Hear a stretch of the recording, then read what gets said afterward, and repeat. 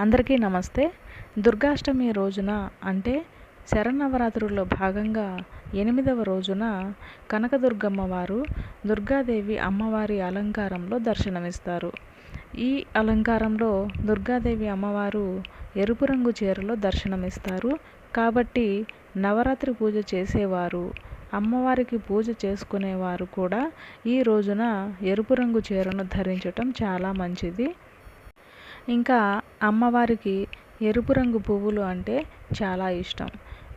కాబట్టి అమ్మవారికి ఎరుపు రంగు పువ్వులు అంటే ఎర్ర గులాబీలు కానీ, ఎర్ర కలువ పువ్వులు కానీ అమ్మవారికి సమర్పించి పూజ చేసుకోవాలి. అమ్మవారికి ఎరుపు రంగు అంటే చాలా ఇష్టం. కాబట్టి ఎరుపు రంగులో ఉన్నవి అంటే ఎరుపు రంగు చీర, ఎరుపు రంగు పువ్వులు, అక్షింతలు కూడా ఎరుపు అంటే కుంకుమ అక్షింతలతో అమ్మవారిని ఆరాధించాలి. ఇంకా ఈ రోజున అమ్మవారికి కుంకుమార్చన చేయటం చాలా మంచిది. ఈ రోజున ఎవరైనా ముత్తైదువుకి ఎరుపు రంగు చీరను తాంబూలంలో పెట్టి పసుపు కుంకుమలు ఇచ్చి వారి పాదాలకు నమస్కరించినట్లయితే సాక్షాత్తు దుర్గాదేవి అమ్మవారి అనుగ్రహం కలుగుతుంది. అలా చేయలేని వారు కనీసం ఎరుపు రంగు బ్లౌజ్ పీస్ని తాంబూలంలో పెట్టి పసుపు కుంకుమలతో ఇచ్చిన వారి ఆశీర్వాదాలు తీసుకున్నా చాలు, అమ్మవారి అనుగ్రహం కలుగుతుంది. ఈ రోజున అమ్మవారికి నైవేద్యంగా పులగము, కదంబము, ఇంకా కూరగాయలతో చేసిన అన్నము, దీన్నే శాకాన్నం అంటారు, ఇంకా కట్టె పొంగలి, ఇవి అమ్మవారికి నైవేద్యంగా సమర్పించాలి. దుర్గాష్టమి రోజున కుమారి పూజ అని కూడా చేస్తారు. దుర్గాష్టమి రోజున 9 సంవత్సరాల లోపు బాలికను పూజిస్తే మోక్షం లభిస్తుంది, కష్టాలు తొలగిపోతాయి.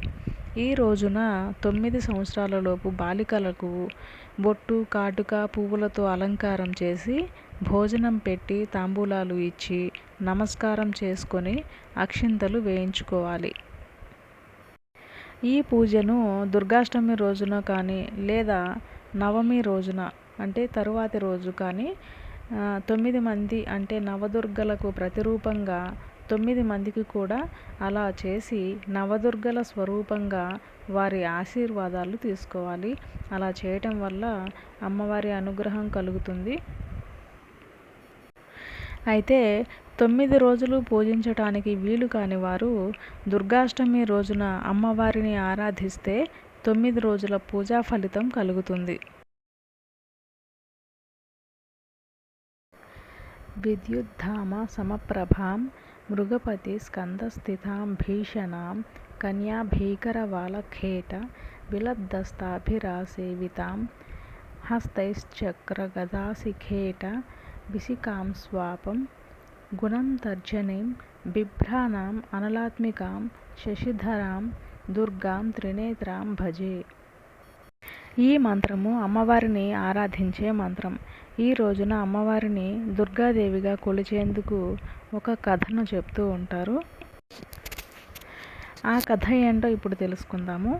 పూర్వం దుర్గముడు అనే రాక్షసుడిని సంహారం చేసిన శక్తి స్వరూపం దుర్గాదేవి అమ్మవారు. కోటి సూర్యప్రభలతో వెలిగే అమ్మవారు భక్తులను సర్వదుర్గతుల నుండి కాపాడుతుంది. ఈమె మహాప్రకృతి స్వరూపిణి.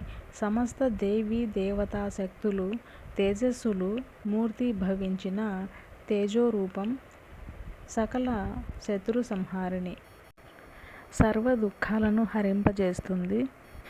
అదే సమయంలో తనను కొలిచిన భక్తులను కాపాడుతుంది.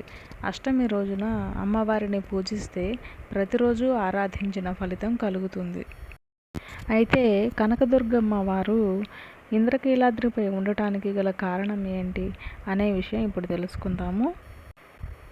కనకదుర్గమ్మ వారు ఇంద్రకీలాద్రిపై స్థిర నివాసం ఏర్పరచుకొని భక్తులను కాపాడుతోంది. కనకదుర్గ మాత ఇంద్రకీలాద్రిపై వెలసి ఉండటానికి ఒక కథ ఉంది. దుర్గామాత ఆలయము ఉన్న కొండను ఇంద్రకీలాద్రి అంటారు. ఈ పర్వతాన్ని అధిష్ఠించిన వారు ఇంద్రకీలుడు అనే యక్షుడు. అతను పూర్వకాలంలో ప్రతిరోజు కృష్ణవేణి నదిలో స్నానం చేస్తూ నదికి ఉత్తర భాగంలో తపస్సు చేసుకుంటూ ఉండేవాడు. అతను తపస్సుకు మెచ్చి పార్వతీ పరమేశ్వరులు ప్రత్యక్షమై వరం కోరుకోమన్నారు. పార్వతీ పరమేశ్వరులకు తాను ఆసనం అయ్యే భాగ్యం ప్రసాదించవలసిందిగా ఇంద్రకీలుడు వరం కోరుకున్నాడు.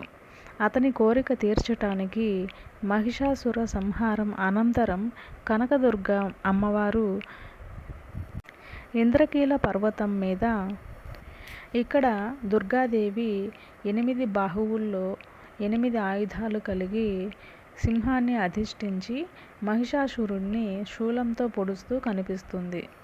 ఆది, శంఖ, కేత, శూల, పాశ, అంకాశ, మౌర్వి, శౌనకాలు అనేవి దుర్గాదేవి బాహువుల్లోని ధరించే 8 ఆయుధాలు. ఈ దేవీమూర్తికి ఎడమ భాగంలో శ్రీచక్రం స్థాపించబడి ఉంటుంది. ఆ శ్రీచక్రానికి పక్కన గణపతి దేవతామూర్తి ఉంది. ఆలయంలో జరిగే పూజలన్నీ శ్రీచక్రానికి జరుగుతాయి. అమ్మవారికి గల మకర తోరణంపై నవదుర్గల విగ్రహాలు చెక్కబడి ఉన్నాయి. శ్రీశైల, బ్రహ్మచారిణి, చండ, కూష్మాండ, స్కందమాత, కాత్యాయని, కాళరాత్రి, మణిగౌరి, సిద్ధి అనేవి నవదుర్గల పేర్లు. ఇప్పుడు దుర్గాసుర సంహారం అనే కథను తెలుసుకుందాం. పూర్వం దుర్గాసురుడు అనే రాక్షసుడు బ్రహ్మను గూర్చి ఘోర తపస్సు చేసి అనేక వరాలు పొందాడు. ఆ వర గర్వంతో అతడు విర్రవీగుతూ ముల్లోకాలను గడగడలాడించసాగాడు.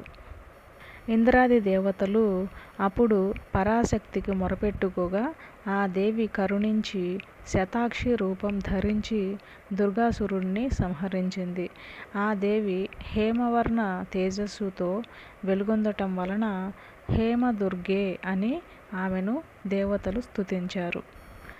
దుర్గాదేవి అమ్మవారు దుర్గాసురుడిని సంహరించటం కోసం వరుణుడి చేత శంఖము, అగ్ని చేత బల్లెం, వాయువు చేత బాణాలు అంబులపాది, ఇంద్రుని చేత వజ్రాయుధం, బ్రహ్మ చేత అక్షమాల, సూర్యుని చేత కిరణాలు, శివుని చేత సింహవాహనము పొందింది. స్కంద పురాణం సహ్యాద్రి ఖండంలో ఈ దుర్గామాత విజయగాథలు పొందుపరచబడి ఉన్నాయి. శ్రీ మహాకాళి, మహాలక్ష్మి, మహాసరస్వతి, బాలాత్రిపుర సుందరి, లలితా త్రిపుర సుందరి, రాజరాజేశ్వరి, శక్తి రూపమైన కుండలిని మహాశక్తియే శ్రీ కనకదుర్గాదేవి అమ్మవారు. ఈరోజు చదవాల్సిన మంత్రాలు, స్తోత్రాలు ఏంటో ఇప్పుడు తెలుసుకుందాము. ఈరోజు దుర్గాదేవి అమ్మవారికి దుర్గాస్తుతి, లలితా అష్టోత్తరం, దుర్గా సప్తశతి, అలా దుర్గా సప్తశతి మొత్తం చదవలేకపోతే దుర్గా సప్తశ్లోకి చదువుకోవచ్చు. ఇంకా ద్వాత్రింశ నామావళి చదువుకోవటం వలన ఎలాంటి సమస్యలు, కష్టాలు, క్లిష్ట పరిస్థితులలో ఉన్నా కూడా అమ్మవారు రక్షిస్తారు. దుర్గాదేవి మంత్రము ఓం దుం దుర్గాయై నమః అనే మంత్రాన్ని 108 సార్లు పఠించాలి. దుర్గాష్టమి రోజున విద్యార్థులు వారి పుస్తకాలను పూజా గదిలో ఉంచి ప్రార్థించాలి. ఈ రోజున వృత్తి సంబంధమైన వస్తువులు అమ్మవారి దగ్గర ఉంచి ఆయుధ పూజ చేస్తారు. ఈ రోజున నిషిద్ధ ఆహారం అంటే ఈ రోజున తినకూడని పదార్థాలు ఏంటంటే మీకు ఇష్టమైన పదార్థాలు తినకూడదు. అంటే మీకు ఏ పదార్థాలు బాగా ఇష్టమో ఆ పదార్థాలని ఈరోజు తినకూడదు. ఈ రోజున దుర్గాదేవి అమ్మవారిని పూజించటం వలన శత్రుబాధలు తొలగిపోతాయి, అన్నింటా విజయం కలుగుతుంది.